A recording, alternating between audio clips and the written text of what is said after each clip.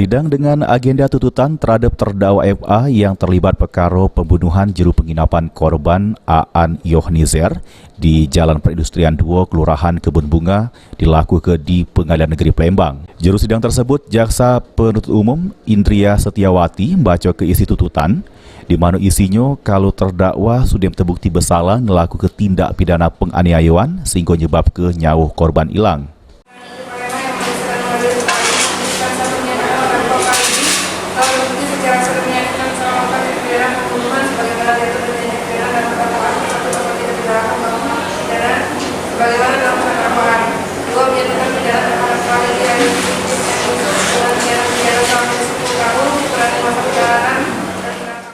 Sesudah mendengar ke tuntutan tersebut, terdakwa yang berkoordinasi sama kuasa hukumnya bakal ngaju ke pembelaan pada sidang berikutnya.